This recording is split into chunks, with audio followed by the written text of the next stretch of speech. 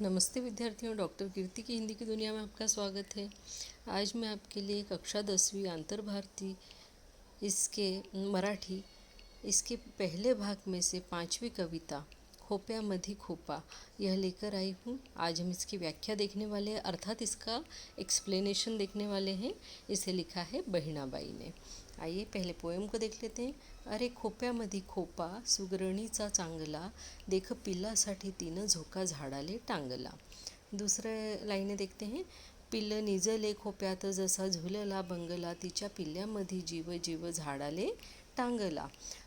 तिसरा आहे खोपा इनला इनला जसा गेलक्याचा कोसा, पाखराची कारागिरी जरा देखरे माणसा. चौथा आहे तिची उलुशीच चोच तेच दात, तेच होट तुले दिले रे देवानं 2 हात 10 बोट.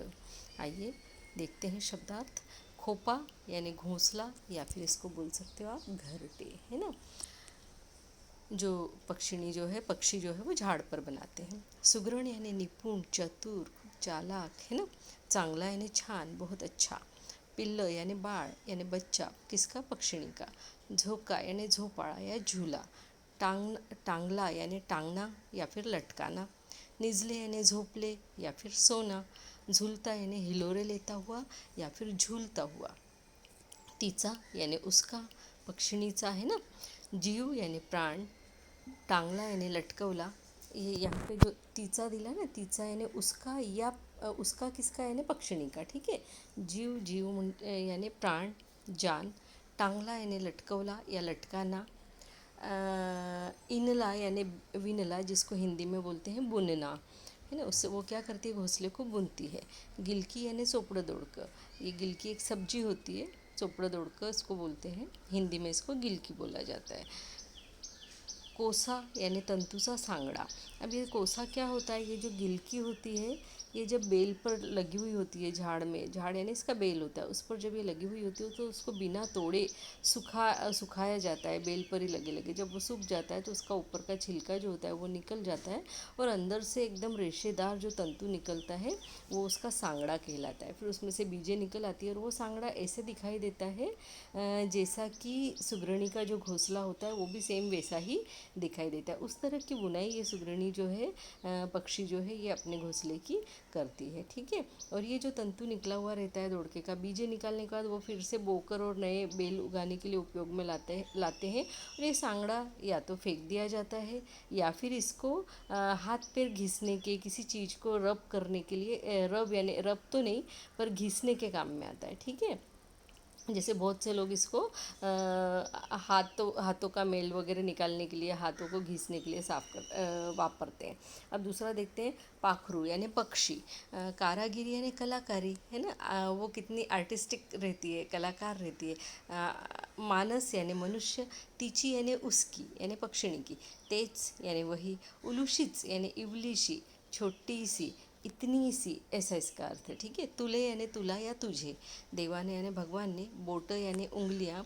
10 यानी 10. अब परिचय देखते हैं कि बहिणाबाईजवळ जिवंत काव्यरचनेची निसर्गदत्त प्रतिभा होती. यानी उनके पास ऐसी प्रतिभा थी निसर्गदत्त कि वो किसी भी चीज़ में कोई भी चीज़ जब देखती थी तो उसके अंदर उनको कविता दिखाई देती थी.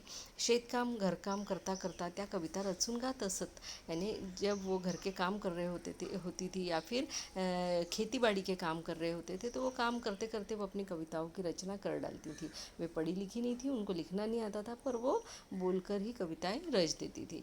लेवा भाषेतून अतिशय सोप्या शब्दात जीवनाचे तत्वज्ञान व्यक्त करणारे त्यांचे काव्य आहे. उनके जो कविताओं की भाषा है वो लेवा भाषा है ना.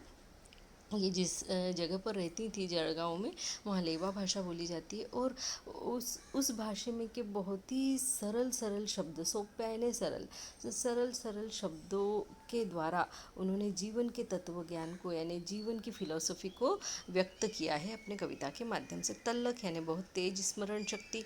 सूक्ष्म निरीक्षण, बहुत बारीकाई से किसी भी चीज़ का निरीक्षण करने की शक्ति. उपजत विनोदी बुद्धि, मतलब जन्म से ही उनके अंदर एक प्रकार की विनोदी बुद्धी यानी हसी मजाक करने की जो समझ थी वो थी.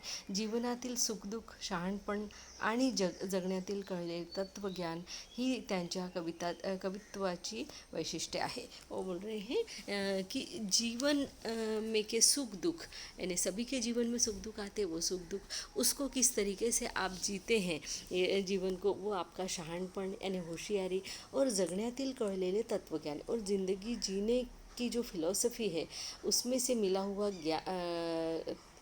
ज्ञान और यही सब उनकी कविता की विशेषताएं हैं.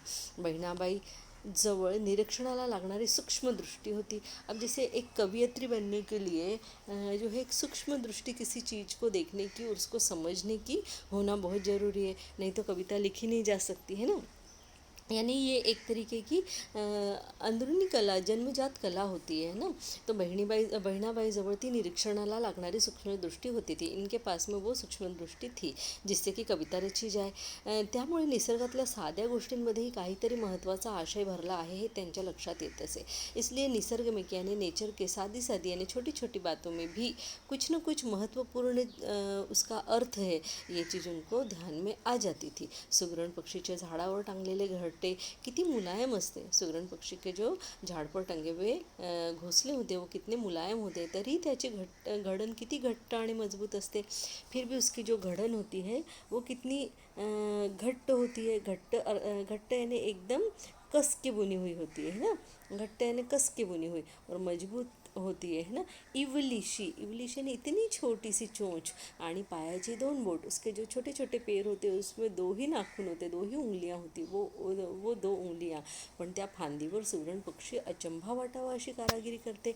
पर उस फांदी पर यानी उस ब्रांच पर सुगरण पक्षी जो है वो अचंभा यानी आश्चर्य लग जाए इंसान को, आश्चर्य हो इंसान को, ऐसी कारागिरी अर्थात ऐसी कलात्मकता दिखाती है. माणसाजवळ तर 2 हात आणि 10 बोटं आहेत.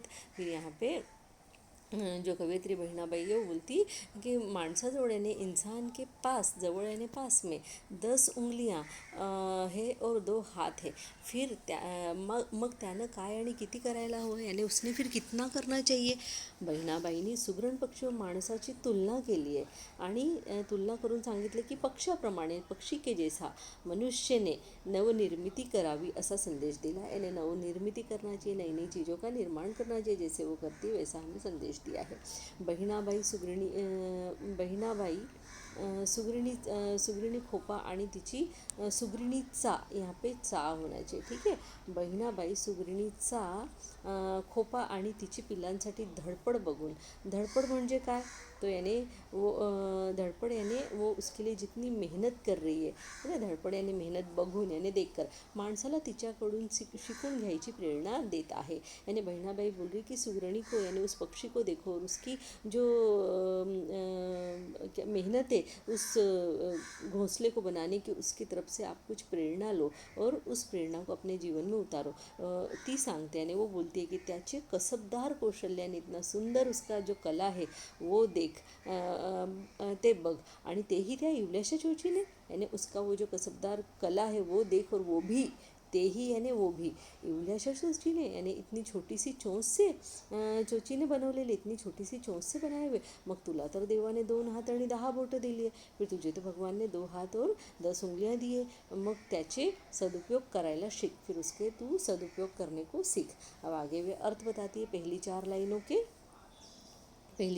के अर्थ वे इस तरीके से बताती हैं की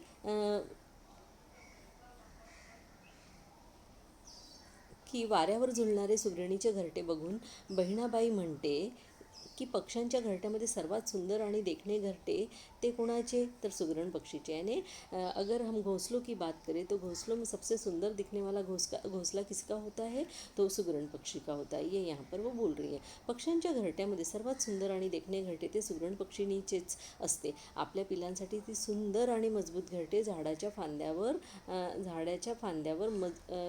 एखाद्या मजबूत फांदीवर विणते. यानी वो अपने बच्चों के लिए एक सुंदर और मजबूत घोंसला झाड़ की एखादी मजबूत ब्रांच पर बनाती है. विणते मतलब क्या, बुनती है ना. ये विणते यानी बुनती है, फांदीवर यानी ब्रांच के ऊपर, ठीक है. पूर्णपणे विणते आणि पूर्णपणे बनवून तयार झाल्यावर हे घरटं एखाद्या झोपाळा झाडावर टांगलेला आहे असा दिसतो. और वो बोलती है कि जब ये घोंसला पूरी तरीके से बनकर तैयार हो जाता है, तब ये ऐसा लगता है जैसे कोई एखादा झोपाळा यानी झूला झाड़ के ऊपर टांग कर रखा हुआ है। अब दूसरी 4 लाइनों का अर्थ ये है की सुगरण पक्षीने आपल्या पिल्लाचे अन्य प्राण्यांपासून रक्षण करण्यासाठी तिचे घरटे इतक्या उंचीवर बनवते। यानी सुगरण पक्षिणी जो है अपने बच्चे की रक्षा अन्य प्राणियों से, अन्य पक्षियों से करने के लिए, जैसे सांप है या दूसरे बड़े पक्षी है जो उनके बच्चों को खा सकते हैं, तो उनसे बचाने के लिए, उनकी रक्षा करने के लिए वो अपने घोंसले को इतनी ऊंचाई पर और ऐसी ब्रांच पर बनाती है जहाँ पर कोई भी पहुँच ना सके, है ना। वहाँ की ब्रांच ऐसी होती है जो न बहुत मोटी नहीं होती, जिस पर कोई भी सांप वगैरह चढ़ नहीं सकता, और वो इतनी मजबूत होती है मोटी न होते हुए भी कि वहाँ पर उसके बच्चे सुरक्षित रह सकते। जेव्हा तिचे पिल्लं खोप्यात झोपी जातात, वो बोले जब उस घोंसले में उसके बच्चे सोते हैं, नींद में चले जाते हैं, तेव्हा हा खोपा मंद मंद वाऱ्यावर डुलताना एखाद्या डोलत्या झुलत्या बंगल्यासारखे दिसते। तब ये जो खोपा है अर्थात घोंसला है वो मंद मंद हवा के ऊपर डुलता हुआ ऐसा दिखाई देता है जैसे कोई झूलता हुआ बंगला हो, जैसे कि एक माँ ने अपने बच्चे के लिए सुंदर सा बंगला बनाया हो और उस बंगले में वो बच्चे सो रहे हैं। और जैसे एक माँ अपने बच्चे को सुलाती है और झूले को हिलाती रहती है, वैसे ही वो ऐसी जगह पर उनका झूला बनाती है कि जब वो घर से बाहर बच्चों के खाने पीने की व्यवस्था करने के लिए जाए, दाने ढूंढने के लिए जाए, तो वो झूला जो है हिलता रहे और बच्चे बड़े आराम से सोते रहे। तिचे पिल्लं तिचा जीव असतात, यानी उसके जो बच्चे हैं वो उसकी जान होते हैं, हर माँ की जान होते हैं उसके बच्चे, है ना। तो यहाँ पर बोल रहे हैं की तिचे पिल्लं तिचा जीव असतात, यानी उसके बच्चे उसकी जान होते हैं, आणि ती आपल्या जीवाला जशी एखाद्या झाडावर टांगून ठेवते, और वो अपनी जान को एखादे झाड़ की डाली के ऊपर जो है टांग कर रख देती है, आणि आश्वस्त होऊन त्यांच्यासाठी दाण्याची व्यवस्था करण्यासाठी बाहेर पड़ते, और आश्वस्त होकर निश्चिंत होकर अपने बच्चों के लिए दाना पानी की व्यवस्था करने के लिए उस घर से बाहर निकलती है। वो बिल्कुल निश्चिंत होती है कि मेरे बच्चे यहाँ पर अब बहुत सुरक्षित है, हवा से मंद मंद वो जो घोंसला है वो झूलता भी रहेगा, बच्चे आराम से सोते रहेंगे, और उसने ऐसी जगह घोंसला बनाया है जहाँ कोई भी जाकर उसके बच्चों को नुकसान नहीं पहुँचा सकता। ये तीसरी पंक्तियों के जो अर्थ है उसको देख लेते हैं। सुगरणीचा खोपा दोडक्याच्या सांगळ्यासारखा दिसतो। वो बोलती हैं कि सुगरणी का जो घोंसला होता है वो चोपड़ा दोड़का या गिलकी जो होती है उसके सांगड़े के समान, यानी उसके तंतु के समान दिखाई देता है। जैसा कि मैंने अभी आपको वहाँ एक्सप्लेन किया था कि गिलकी जो है सूखने के बाद में उसके ऊपर का आवरण जब निकल जाता है तो अंदर से जो जाले नुमा या रेशे नुमा जो उसका अंदर का भाग बचता है वो उसके समान सुगरणी का घोंसला दिखाई देता है। तिचं घरटे सुंदर आणि आकारबद्ध असते। उसका घोंसला जो होता है वो बहुत सुंदर और बहुत आकारबद्ध यानी सुंदर आकार लिए हुए होता है। त्याची नक्षीदार वीण आणि सुबकपणा व मजबूती पाहून त्या पक्ष्याच्या कारिगिरीचा माणसाला अचंबा वाटेल इतकी सुरेख ती घरटी असतात। उसके घोंसले का आकार, उसका नक्शीदारपना, उसका सुबकपना यानी छोटा पर सभी सुविधाओं से युक्त, उसको सुबकपना बोलेंगे, है ना, ऐसा घोंसला, और फिर उसके साथ साथ उसकी भयंकर मजबूती, ये देखकर उस पक्षी की कलाकारी का मनुष्य को आश्चर्य लगेगा। इतनी सुरेख, इतनी सुंदर वो घरटी, वो घोंसली होती है, असतात, है ना। अंतिम 4 लाइनों के अर्थ देखते हैं कि बहिणाबाई म्हणते सुगरणीचे कसब वाकण्यासारखे आहे, यानी सुगरिणी के जो कसब है उसकी जो कलाकारी वो प्रशंसा करने लायक है। यहाँ पे वाकण्यासारखे यानी क्या, तो वाकण्यासारखे मतलब प्रशंसा करने के योग्य होते हैं, ठीक है। इवलीशी म्हणजे छोटी सी चोंच, यानी इतनी छोटी सी जो चोंच है उससे वही उसके दांत है, वही उसके होंठ है, उसी से वो खाती है, उसी से वो घोंसला बुनती है। जो भी कार्य उसके बच्चों को दाना खिलाना वो उन्हीं चोंच से, उसी चोंच से करती है, यानी उसका जो कुछ है वो छोटी सी चोंच ही उसका सब कुछ है। तो बहिणाबाई बोलती है कि सुगरिणी की जो कला है वो तो प्रशंसा के योग्य है ही। क्यों? क्योंकि वो इतने छोटी सी चोंच से, जो कि उसके दांत भी है, होंठ भी है, उससे क्या करती है, इतनी छोटी सी चीज़ से कितनी आकारबद्ध घरटे बांधते, यानी कितने आकारबद्ध सुंदर घरटा बनाती है, एकदम सुंदर आकार का घरटा बनाती है। मग देवाने माणसाला तर 2 हात आणि 10 बोटं दिली है, फिर भगवान ने इंसान को तो जो है 2 हाथ और 10 उंगलियां दी है, फिर मग त्यानं किती करायला हवं, यानी फिर उसने तो कितना करना चाहिए अपने जीवन में, है ना। अगर ये पक्षी इतना सुंदर घरटा बना सकता है तो हम भी कितना सुंदर जो है घरटा बना सकते हैं अपना, या कितना सुंदर अपने जीवन को हम संवार सकते हैं, ये यहाँ पर बताया गया है। अर्थात अब हमको यहाँ पर ध्यान देना है कि सुगृहिणी जो बहिणाबाई है वो हमसे क्या कहना चाह रही है। तो बहिणाबाई हमसे सिर्फ यही कहना चाह रही है कि हमें जिससे जो सीखने को मिले वो हमें सीख लेना चाहिए, और हमें इस सुंदर पक्षी का तो आभार मानना चाहिए कि उसके पास कुछ भी नहीं है, सिर्फ इतनी छोटी सी चोंच है और उससे उसने इतनी बड़ी कर्तव्यगारी करके हमको दिखा दी है। तो हम भी अपने जीवन में छोटी छोटी चीज़ों का उपयोग करके बहुत बड़े बड़े मुकामों को हासिल कर सकते हैं। यहाँ पर यही हमको ये कहना चाहती है। तो विद्यार्थियों, मुझे बहुत उम्मीद है कि आपको खोपा मधी खोपा ये कविता बहुत अच्छे से समझ में आ गई होगी। अगर आपको समझ में नहीं आई है तो आप कमेंट बॉक्स में लिखकर मुझे बताइए, जो भी समझ में नहीं आया हो वो बताइए, ताकि मैं आपको अच्छे से और समझा सकूं। कमेंट बॉक्स में कमेंट ज़रूर कीजिए, मेरे इस चैनल को लाइक कीजिए, सब्सक्राइब कीजिए, और हो सके तो अपने फ्रेंड्स के साथ में शेयर ज़रूर कीजिए। घर में बैठकर सुरक्षित रहिए और सुरक्षितता के साथ में स्वस्थ भी रहिए, अच्छे से घर में पढ़ाई कीजिए। इसी के साथ में धन्यवाद, नमस्ते।